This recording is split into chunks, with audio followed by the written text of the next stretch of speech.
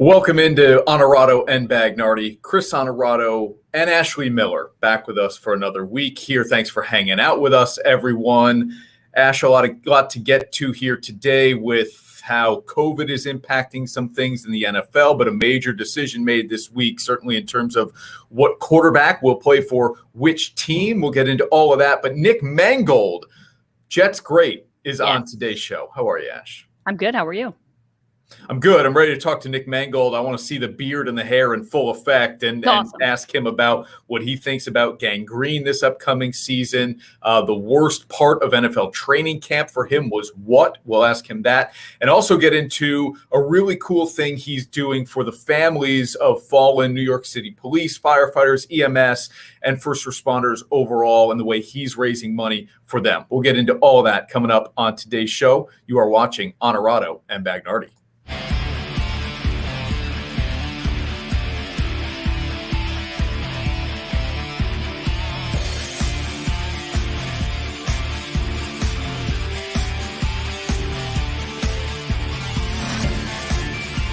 This is Honorado and Bagnardi, brought to you by Outfit House. All right, a lot to get to here on today's show, and happy to have you with us. Nick Mangold coming up in about 15 minutes or so as we'll talk with the former Jets All-Pro center. But Ash, it's another team in that AFC East that really made the headlines this week, and it has us all asking, boy, is Bill Belichick still just the genius? Does he really know what he's doing when everything like cutting Cam Newton seems to catch us a little bit by surprise? First of all, just on the surface, were you surprised by the move by Belichick? I mean, I think it feels like everyone was a little surprised because you went from a quarterback competition to obviously a clear-cut number one. You've got no other choice than to start Mac Jones. But I'm not surprised because if anyone were to do something like that and make a move so drastic like that, you know it's Bill Belichick. And when he didn't come out and name a starter, I said, you know he knows who's starting. He's just not going to give it away. It was the end of August, and they don't play until September 12th. That guy is not giving away his secrets unless he has to. And I think you were the one who said it, like all the COVID stuff and all the drama with Cam, maybe that played a part. But at the end of the day, you said it, like maybe they just don't want to pay him. If he's not going to start, you're not going to pay him all that money to sit on the bench. So no, not super surprised. I thought Mac Jones should start, so I'm glad he's getting the opportunity. I'm not surprised Mac Jones is starting just based on how he played in the preseason. I thought that if Cam Newton was healthy, if that shoulder was healthy, that he gave New England the best opportunity for at least the first half of the season to be competitive and to win games, and then they would make an evaluation from there. So health was number one for me. Is Cam healthy? I still think he would be the best option. I don't love him. I never have really as a quarterback long term. But then I thought about money. You know me, my mind initially usually always kind of goes to, okay, what are the financials of the situation? Does it make sense? Who does it benefit more than the other? Is that the case, or is it an even split kind of? And then when it felt like, well, we're not going to pay a backup this type of money. And not that it's a huge contract. A lot of it was incentive laden that Cam had to play in order to get that money. But my overwhelming thought now, as we talk about Cam Newton no longer being a Patriot, is that Cam Newton doesn't really, for me, have the personality of a backup. I'm not going to pretend to know whether or not he's a great teammate, and we can talk about whether or not he's vaccinated and what that means to people as to whether or not he's a great teammate. Cam Newton is he's a big personality. He's a type A. He's boisterous. But he's also positive. That's a starting quarterback for me. I think it's hard to be that person, Ash, as a backup quarterback in this league. So I think if you're Belichick, you're kind of like, look, if he isn't going to start for us, does he fit in the quarterback room as a backup? Right. Do we want his personality overshadowing that of our starters, Mac Jones, who appears to be this kind of flatline guy, steady Eddie? And so maybe from even just a personality standpoint that, like, you know what, if he's not going to play for us, I don't know that he's the right guy to have in there.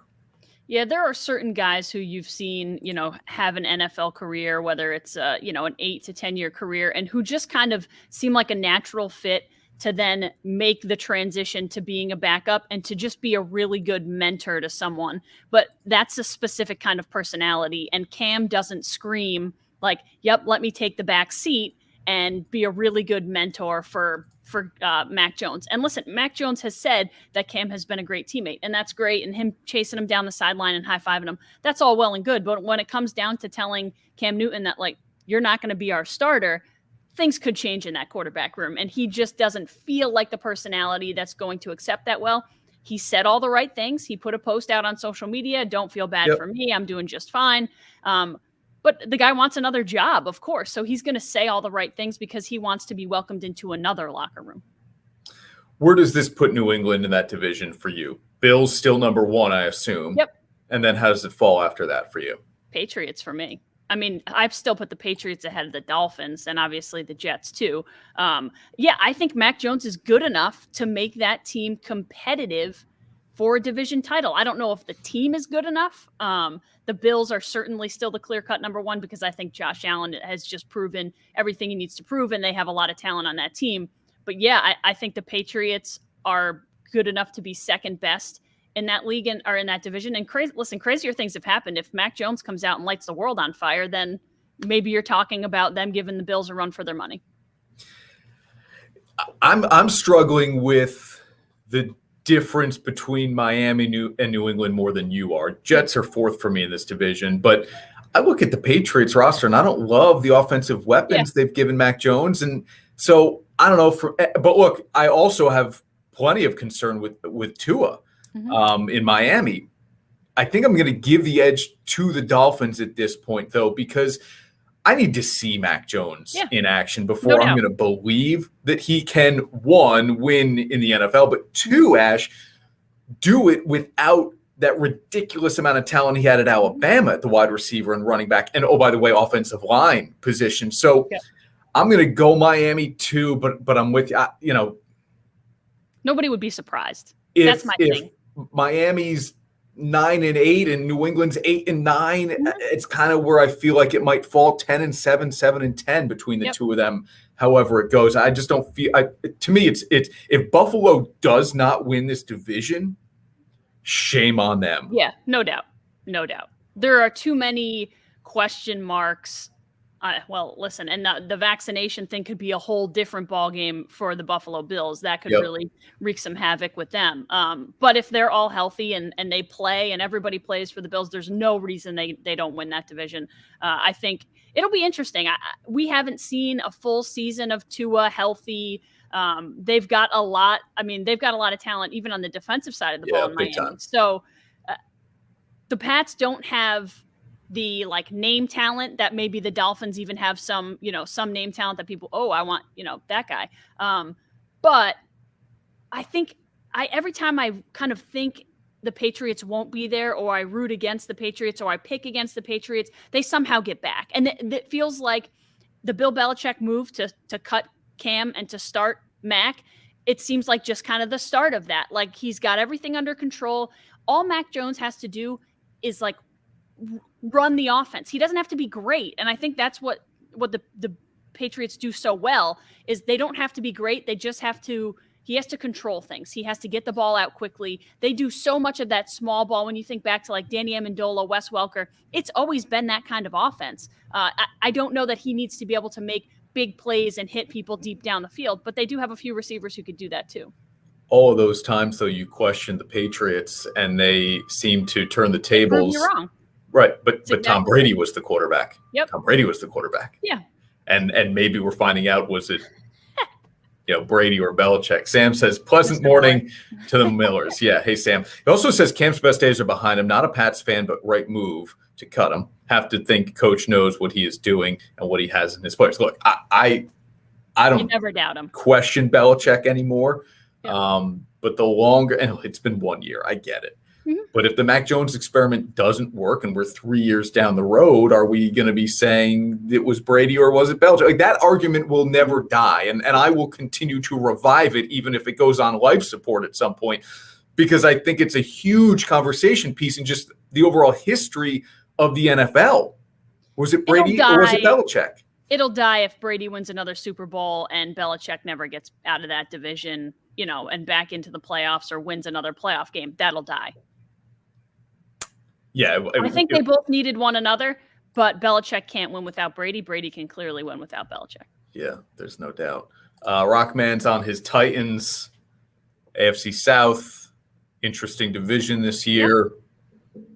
Feels like it should be Tennessee's, though. Indianapolis is an interesting team if they get the quarterback play that they're expecting from a guy like Carson Wentz. You're banking on a lot there to try to win a division with Carson Wentz as your quarterback, who, one, has already been on the COVID list, and two, really struggled at the end of his Eagles career. He's back on the COVID list, right? Back on the COVID list, yeah. And that's going to be a topic here throughout today's show. Look, nobody wants to talk about COVID less than we do. But the fact of the matter is, and I'll bring this up later in the show as well, that COVID and vaccination status is going to be a topic of conversation, if not daily, at least weekly, all NFL season long. And I'll get into how it's going to affect the NBA season later on the show as well. This is just the way it's going, people. So we're going to be talking about who's vaccinated, who isn't, who got COVID, and how quickly can they come back. And based on how quickly they can come back in the NFL, Ash, we will then know who is vaccinated and who isn't. So again, I don't care if you choose to get vaccinated or not. But there are, as Chris Ballard, the GM of the Colts, said, consequences if you don't want to get the vaccine. That's a personal choice. And that's the beauty of this country. For as vile as we can be towards one another through this pandemic, making so much of it political, it is a personal choice as to whether or not you want to be vaccinated. The point of the matter is there will be consequences in professional sports if you don't get vaccinated, period. And that's whether you get COVID or not. If you're a close contact and unvaccinated, you will miss more time than your vaccinated teammates, period. And they know that going in. And we've seen it kind of rear its ugly head again in Jacksonville with Urban Meyer saying, well, yeah, we're going to take vaccination status into account when we're making cuts. Well, of course you are, because you want people who are going to be on the field more than others. And you want people who hopefully aren't going to be able to spread that more than others. And then you get this. So do you have a problem with not Urban Meyer saying it? Because what's funny to me is we get all out of our minds because somebody said something. Right. That's not the issue. The issue is they're acting on what they said. I have no problem with it. No problem with the Jaguars and other teams, for that matter, factoring in vaccination status as to whether or not you make a roster. Like we said, it is a personal choice. It is also an organizational choice whether they want you then on their team. Like, why is that? I don't understand why that's so surprising. Number one, to the NFLPA, of course, that's how they're going to do it. They want players who are going to be on the field. And now, while he said they didn't make decisions based, he came out, Urban Meyer came out and said, well, we didn't actually do it. We took it into account, but we didn't actually cut people who were unvaccinated, whatever. I'm sure you did. You're just not going to say it. But I have no problem with the Jaguars or any other team making that decision based on vaccination status. They make decisions based on all kinds of other things. Your social media presence, what you do in your personal life. Are you kidding me? They judge you in every other area of your life. Of course, they're going to be allowed to judge you in this area. Look, it's a private industry. Yeah. Teams are owned privately. They're paying you. The league itself is a private entity. So they you don't have to like it. Right. And again, that's the beauty of this is you don't have to like it. But they may not see things the way you do, and it may not then benefit your career, I think, the way you might hope it would if you're a player who is not vaccinated, given what we're all going through at this point. So look, like it or not, it's going to be a topic of conversation the entire season. And if you're a fan of a team, you should want to know. Right. As a Packers fan, am I missing Aaron Jones this week? What does the running game look like? Is Bakhtiari out?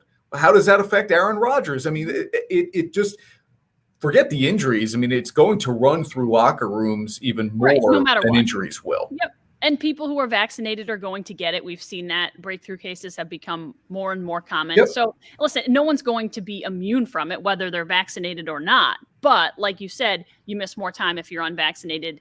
and you get it, or you're a close contact to someone and you're unvaccinated. So there are consequences even if you don't get it for people who are unvaccinated. Yeah. All right, let's take a quick time out here. When we come back, Jets legend Nick Mangold will join the show, talk about Gangrene's upcoming season, life in retirement now for the All-Pro Center, and what he's doing to benefit families of fallen New York City first responders. It is a fitness challenge that is currently going on right now that you can take part in. And what it has to do with barbecue sauce. What it has to do with barbecue sauce, which is right up your alley. Right up my alley. All right, we're back right after this with Nick Mangold on Honorado and Bagnardi. Marcella's Appliance Center, our commitment is to you, providing essential appliances that families depend on for cooking, refrigeration, cleaning, and sanitation, plus appliance repair. You can have peace of mind that Marcella's is here for you today and every day, like we have been since 1957, helping you make the right choice with trusted brands like Whirlpool, Maytag, KitchenAid, Genair, and many more. Shop Marcella's Appliance Center in-store, online, or by phone. We're here for you. Teams, athletes, organizations. We're transforming the custom apparel industry through product and purpose.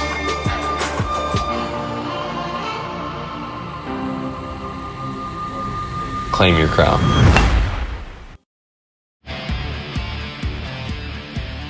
And now, back to Honorado and Bagnardi.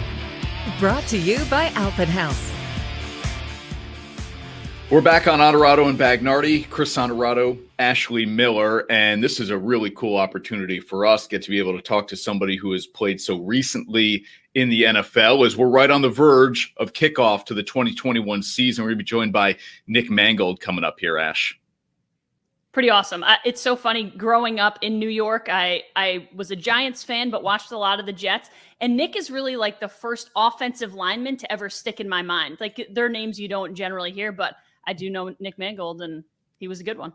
Is it the beard that did it? The hair? Yeah, I'm sure part of it was 7 the look, Pro Bowls, but also just a little bit of the style of play. And I think, announcers always gravitated and said his name a lot, which is a good thing if you're on the line and they're saying your name. Usually. Yeah. Right. Exactly. Let's see if Nick agrees with that. I don't know. Yeah. Let's bring Nick into the conversation here. Nick, as a lineman, do you want announcers saying your name?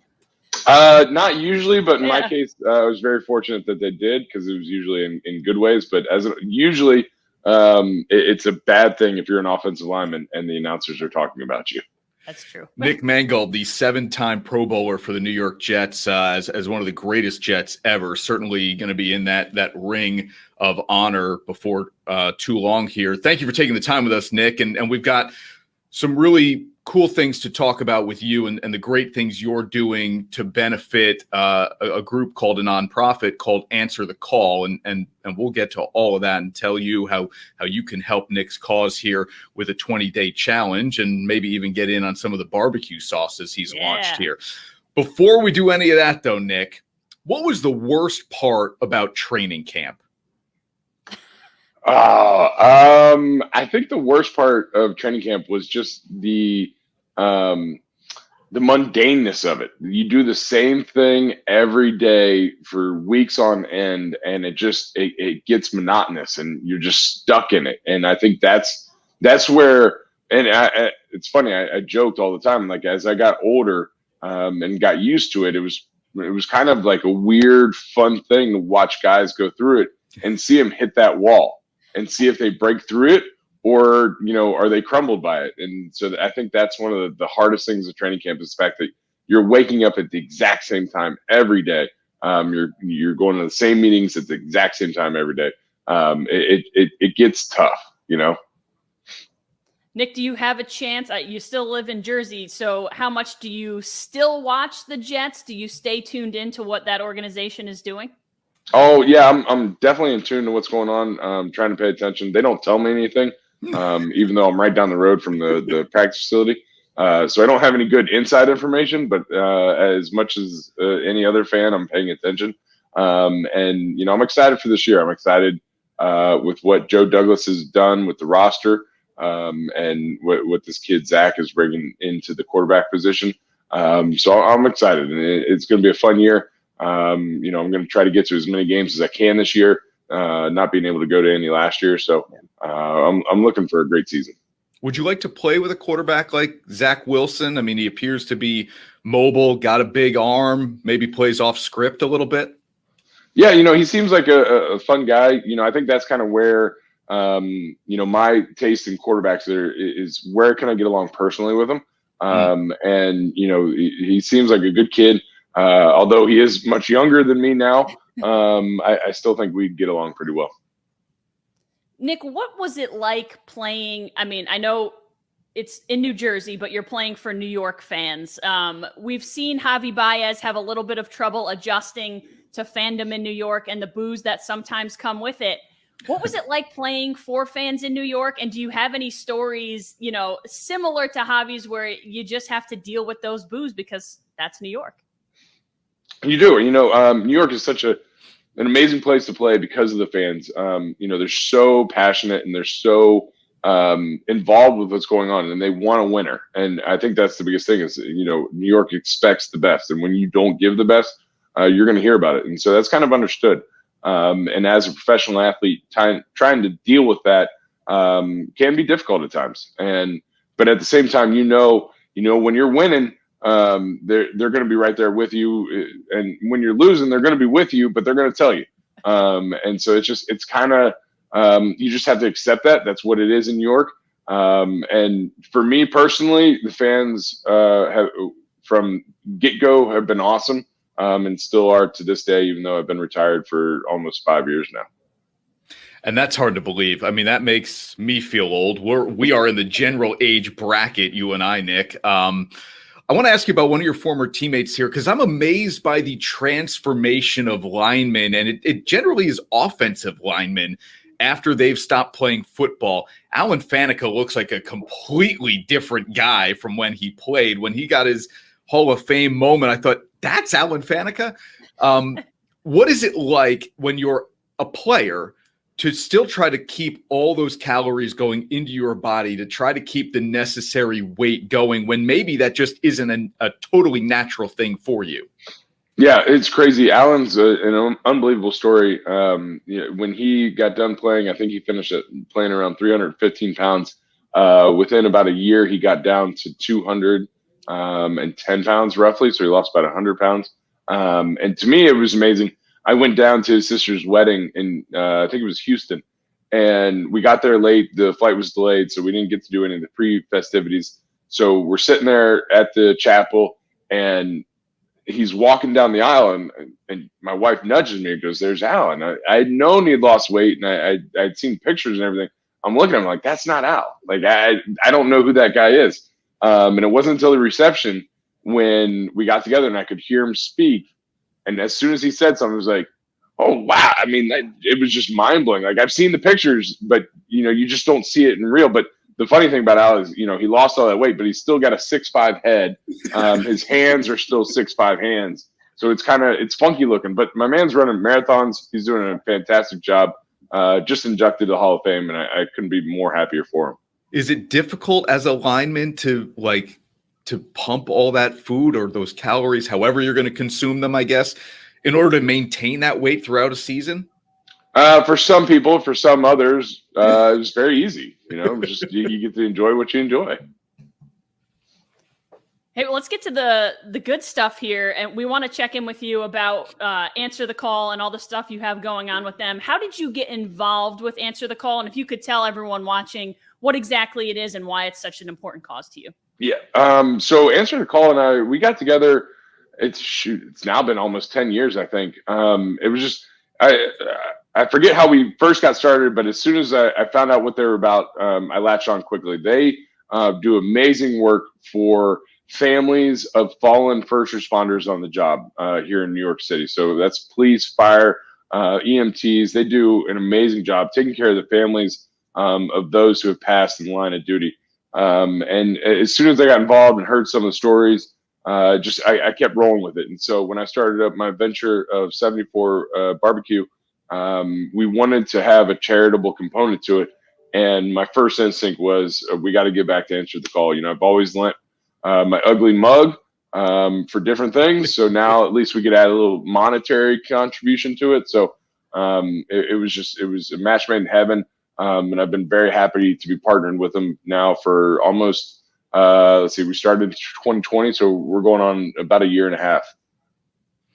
So this 20-day challenge, the 2074 challenge, and as Nick mentioned too, if you buy some of the barbecue sauce, some proceeds will go towards Answer the Call as well. So you can benefit the great organization in two ways here. How's the 20-day challenge going? And for people who don't know about Kilter, which is an app that you can, I would say, download to be part of this challenge, just makes it a lot easier. What can you tell us about the app as well, Nick? Yeah, so we got involved with Kilter. They're a fantastic charitable donation app where whatever you do activity-wise, you link your Apple Watch or your Fitbit or whatever to it. That gets you the points and gets you a donation amount to any organization, ours being Answer the Call. And the best part about it is you can do it from anywhere. So it doesn't have to be, just in New York City. It doesn't have to be in just the area. You could do it in California, if you wanted to. So you just download the app, you link everything up, you accept the challenge. It started August 23rd. It runs through September 11th. It's 20 days, going into the 20th anniversary of 9/11. And, it was very special for me, being a New York Jet, playing in the 10th anniversary of 9/11 against the Cowboys. And that was a very special game for me. Meant a lot. We all have our own experiences with 9/11.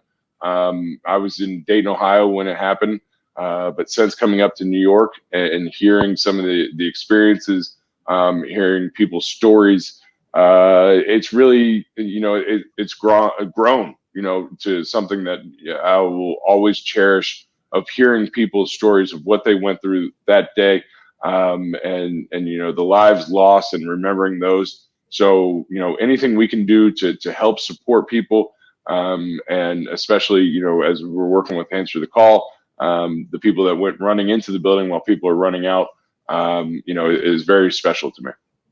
And I was going to say, I know as New York fans, a lot of people in our fan base here in the Capital Region they will certainly get behind a cause like that. And everyone pretty well remembers that day here in the Capital Region.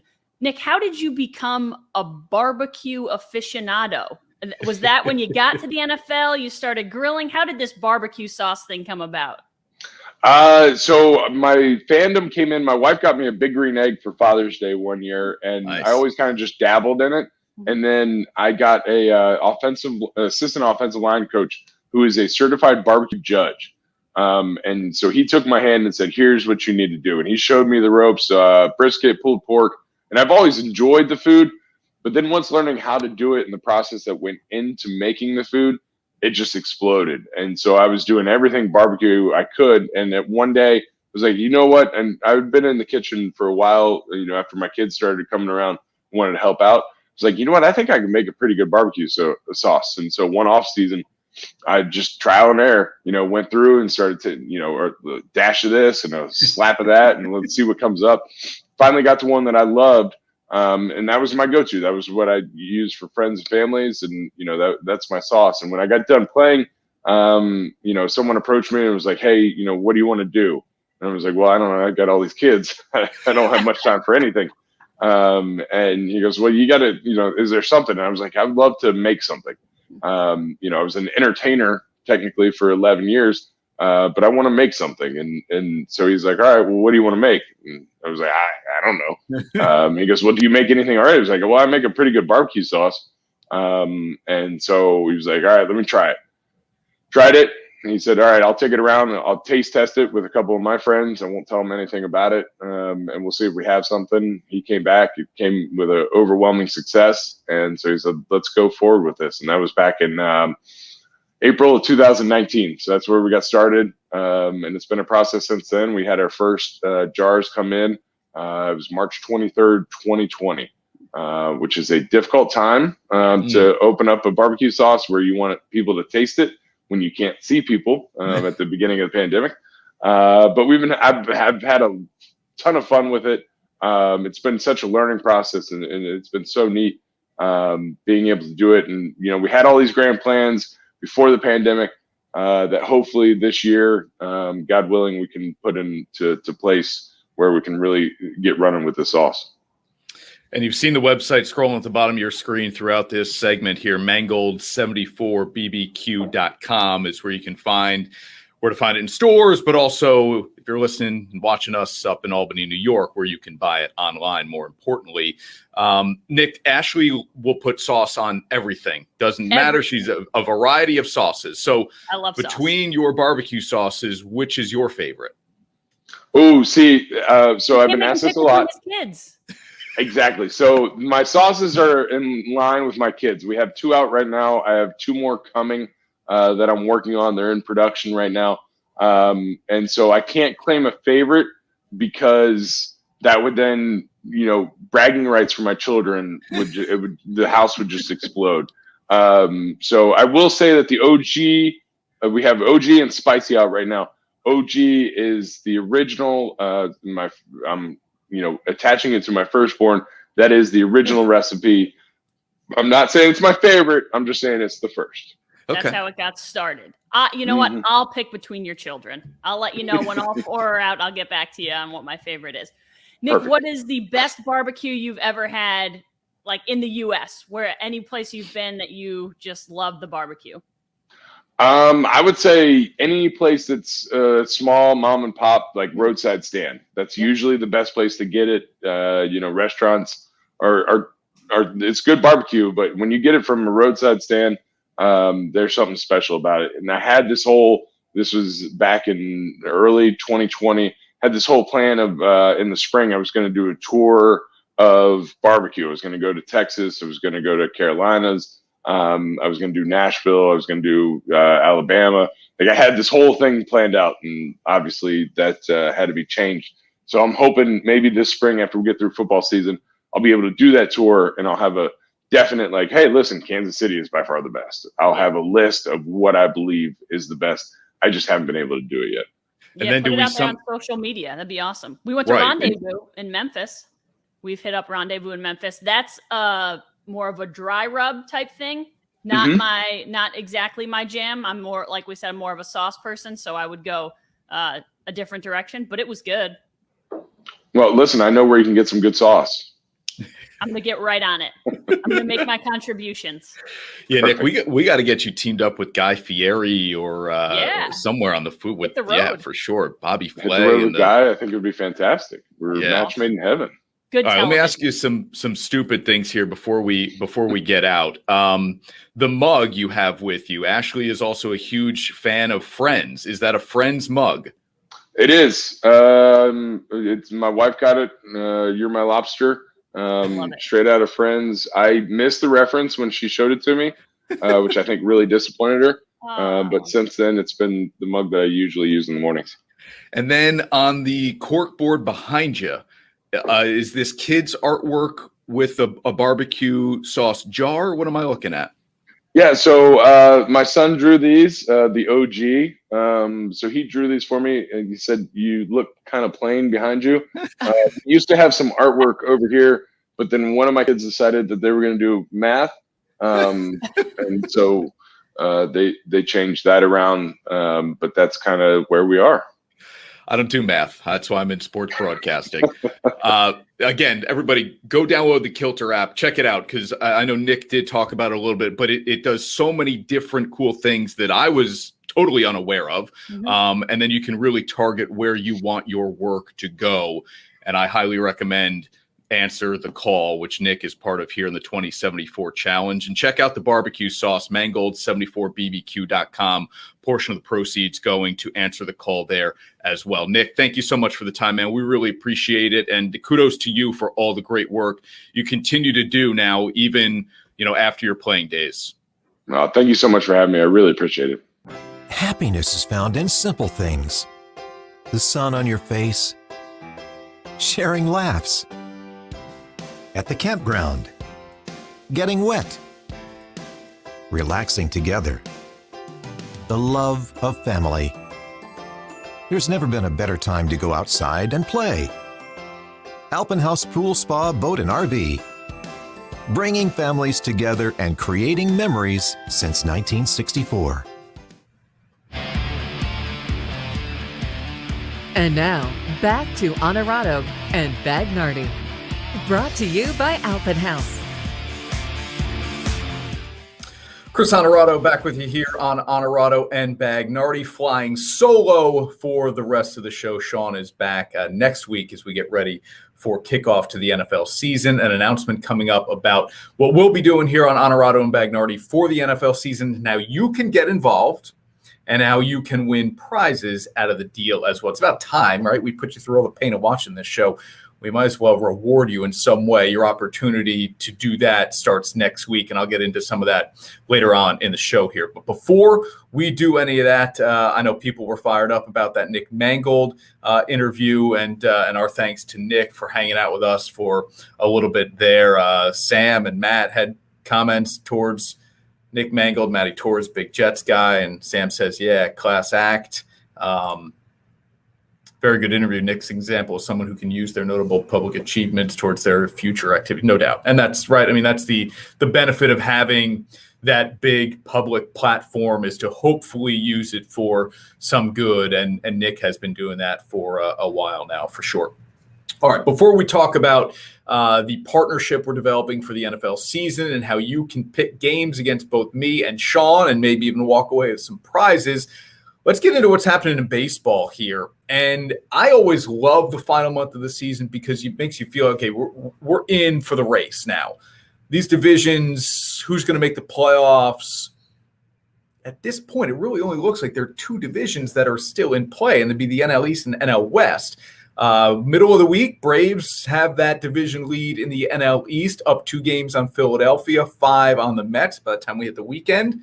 Okay, you're watching us on My 4. We'll see where it stands. And then the NL West. I mean, the Dodgers have gotten hot, and the Giants have fallen back here a little bit. And so, again, middle of the week, the Giants are in first place in the NL West. But that was only a half a game lead. So those are the 2 divisions that are still in play. Every other division, the first place team has at least a 5-game lead. So I don't know that we're in for this great final month of the Major League Baseball season to determine who gets into the playoffs, unless you want to look at the wild card. Okay, when you're talking about 2 teams sneaking in, then it maybe gets a little more interesting. Then you're talking more about who gets to host that wild card game. That's a big deal, obviously. And if you really want to look at home field advantage, you can start to look at, okay, who's winning the division, but then are you the top team in the National League? Are you the top team in the American League? Do you have home field throughout the entire playoffs and even World Series? Those are things you can look at as we get more closer to like the final 2 weeks of the season. But for now, there are really only 2 divisions to keep an eye on. If you're a Yankees fan, maybe you're saying to me, hey, we can come back. We can catch Tampa down 7. And look, when you were winning 13 straight games, I think I would have believed you. The sky's the limit for this Yankees team that I've been down on all season long. Then you lose 4 straight before Garrett Cole goes out and strikes 15 batters in that series finale against the Angels to get you back on track. I think it's going to be difficult to catch Tampa if you're going to go through peaks and valleys. The Rays are steady. They may be the best team in baseball. People don't really talk a lot about them, right? The Dodgers have all the star power. They just swept the Braves this week. And so they'll get a lot of the attention. But, man, if you gave me Dodgers Rays again in the World Series, I might sign up for it as we sit here in the first week in September. Those 2 teams might be the best in baseball, and they might give us the best World Series. Look, Manfred isn't signing up for that. He doesn't want Tampa in the World Series again. He wants the Dodgers and the Yankees. Dodgers Astros doesn't even do enough for him. Although maybe the rematch of the Dodgers feeling like they were cheated out of a World Series in 2017, maybe that's enough to draw national interest for people. But ultimately, the way the Yanks have played, the fact that they're going to now really get into the playoffs, I believe, that commissioner's office and TV executives, for that matter, are going to be, give us LA, give us New York. We thought we were going to get it in the NBA, Lakers, Nets. Hey, that would have been beautiful. Let us at least get it in baseball. And at this point, feels like we might see more out of the Yankees in the final month of the season for me to become a believer that they're going to win when it really matters in October. But the fact that they're getting there is already more than I had bargained for. Certainly I'll end up owing Bagnardi, which is really, really painful that I'm going to end up losing that bet. Do the Red Sox get in?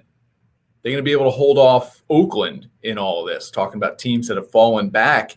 The Oakland A's are certainly among them. And look, when you talk about the White Sox, Milwaukee, San Francisco getting into the playoffs as well, you've got some new blood, at least. Brewers have been there. You've got some new blood, at least, in this Major League Baseball postseason that I think will keep those other cities and markets interested, which was the whole invention of the wild card, was to just keep more fan bases involved. Once you got to the month of September, there'll be plenty of them. How about the NL East?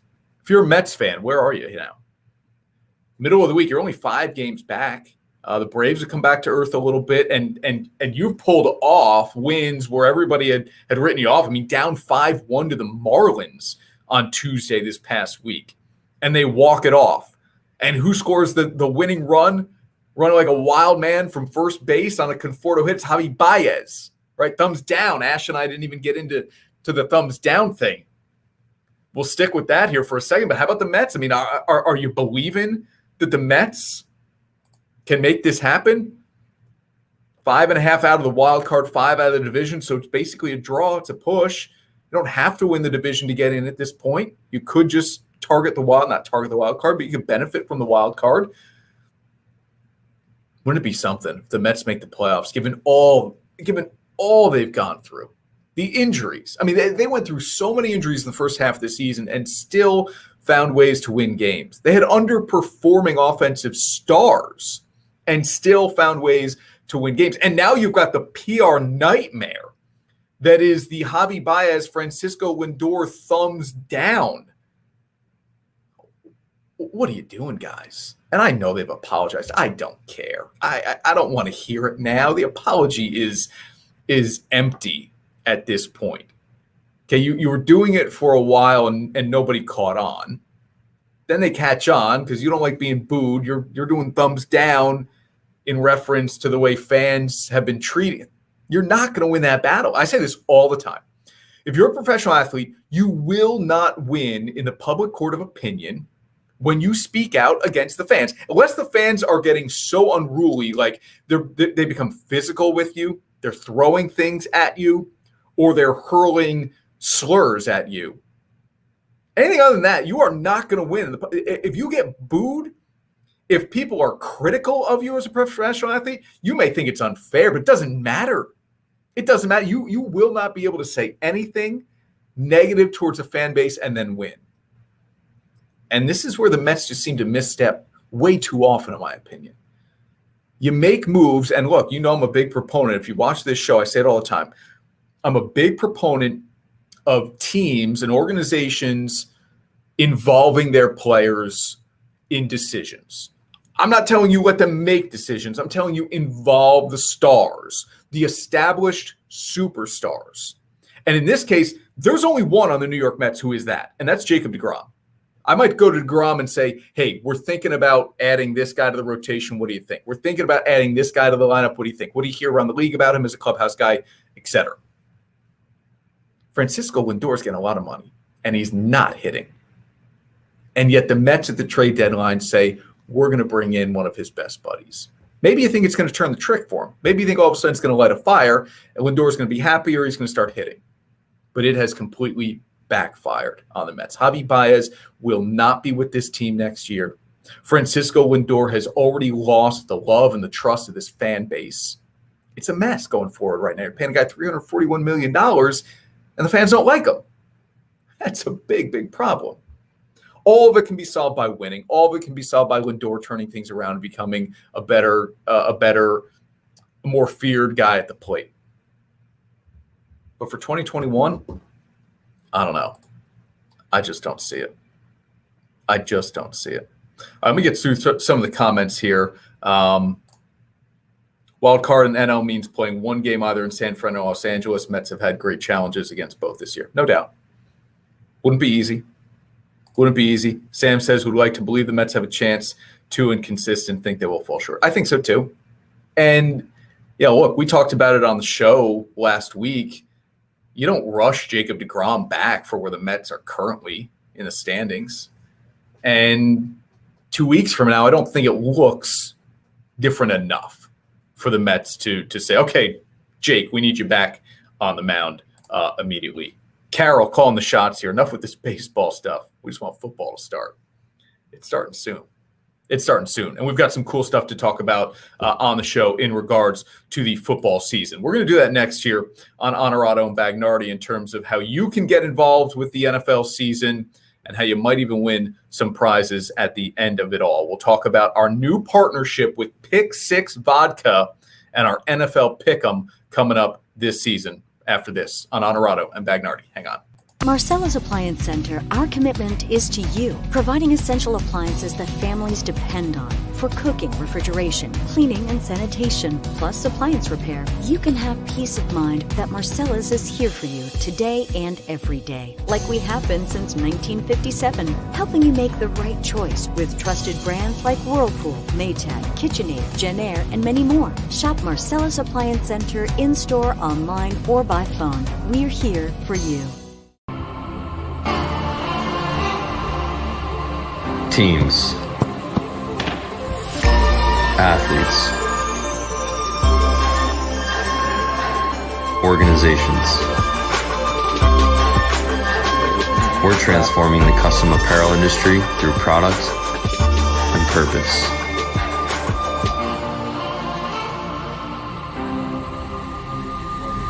Claim your crown.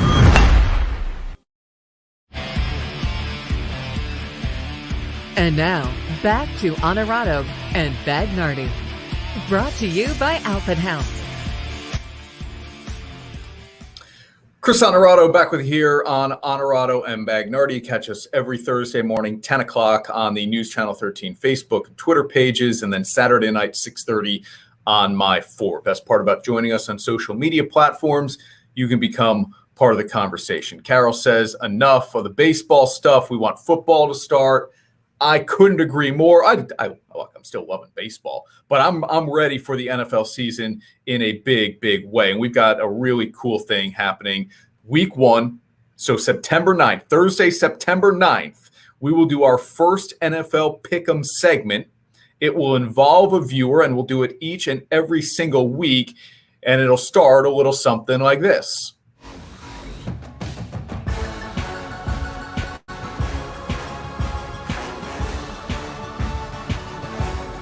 And now, your weekly NFL Pick'em.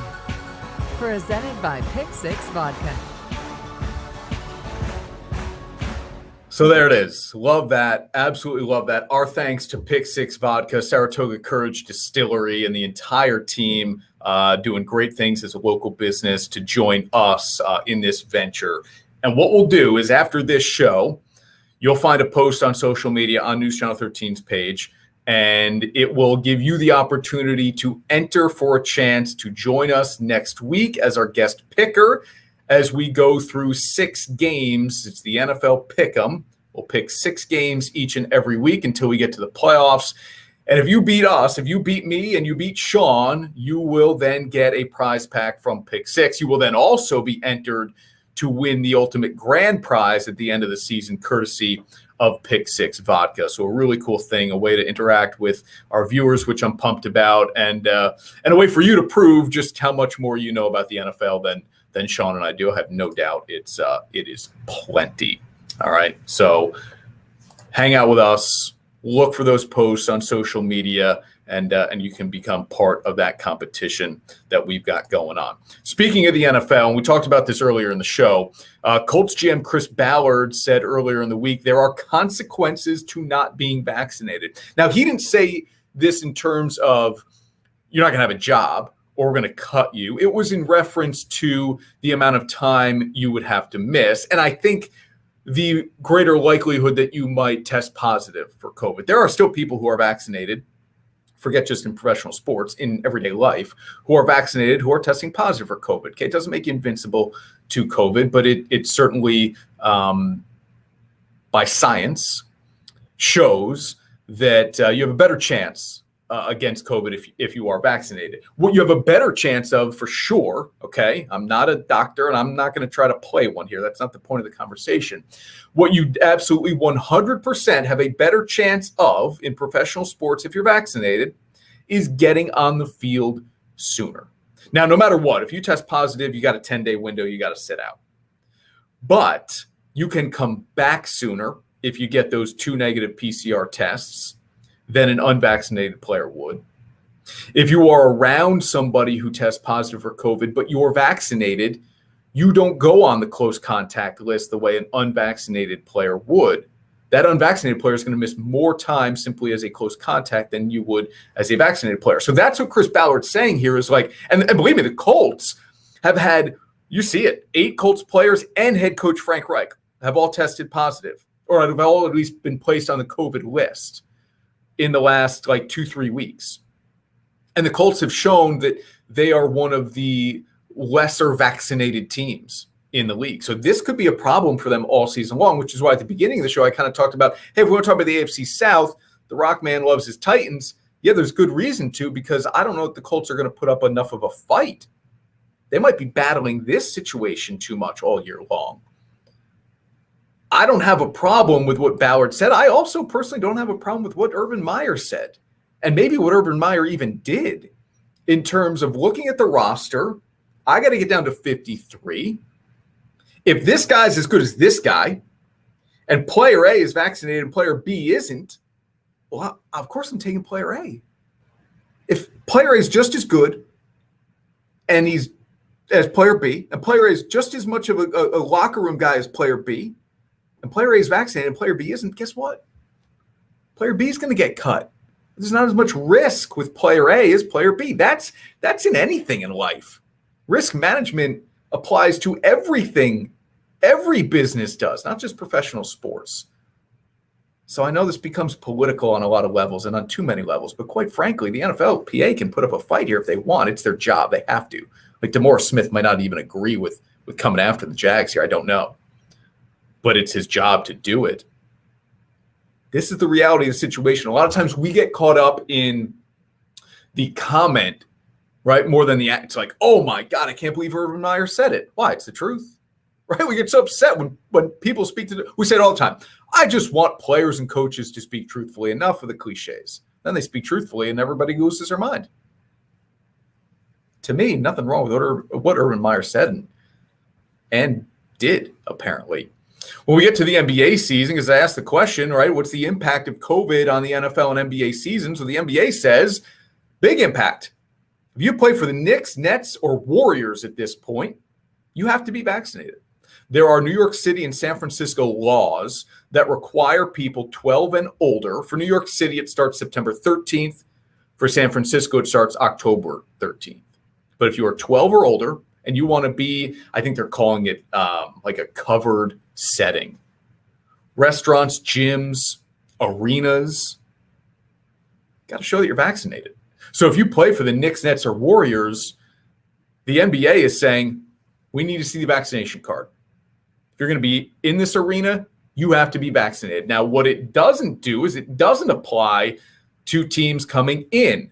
So is this too out of both sides of your mouth for you? I'll leave that up to you to decide. But if you are a visiting team, you're exempt from this. So the Bucks go play the Nets. Milwaukee doesn't have to have a full roster of vaccinated players. Brooklyn does. My opinion, the Knicks, Nets, and Warriors, because of this, will deal with fewer COVID issues than other teams. And look, by the time we get to the NBA season, maybe most teams in the NBA have fully vaccinated rosters. We'll see. Again, personal choice to guys. I'm not offended by it either way. I'm going to be completely honest with you. I make my own choices. You make your own choices. The beauty of where we live and who we are as humans is to accept that. You might hate me as I'm saying this now. But what makes us strong is the ability to accept the fact that you have personal choices and I do. We look out for one another, even if you don't want to be vaccinated or do want to be vaccinated, right? You hope that everybody's kind of socially responsible is the way we kind of put it. So let's see how the NBA season goes. But Commissioner Silver is saying, hey, New York City law, San Francisco law, we are going to abide by it. So you players, you personnel, not just players, coaches, personnel, you going to be in the arena, need to be vaccinated. That's a big deal. I think that's a big deal. Sam's with me. I appreciate that. It's, not a topic everybody wants to discuss, and I certainly get it. Don't have a problem with that at all. All right, I want to circle back to something Ash and I talked about at the beginning of the show here. And if you weren't with us, this was the biggest news in the NFL all week, right? Maybe the Minshew trade to Philly is interesting for people, that should be talked about more.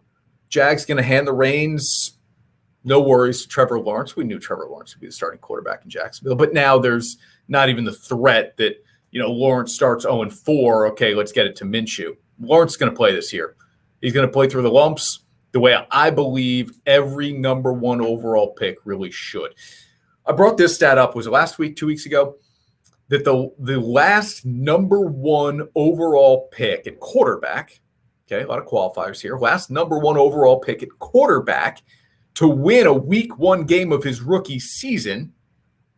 It hasn't happened. The last 13 guys haven't gotten it done. So Lawrence against the Texans can make that. Will Deshaun Watson even be playing for Houston? So Lawrence can be the first guy in 14 tries of number 1 overall picks at quarterback to win week 1 if he's able to do that with the Jags. And we know Minshew is no longer an option for them. Jalen Hurts, Gardner Minshew, and Philly. Interesting. This move is interesting, right? No longer Cam Newton in New England, who I thought really did give the Patriots the best opportunity to win early on this year. Instead of throwing Mac Jones into the fire with, what I think most people would agree are largely less than exciting offensive weapons for him.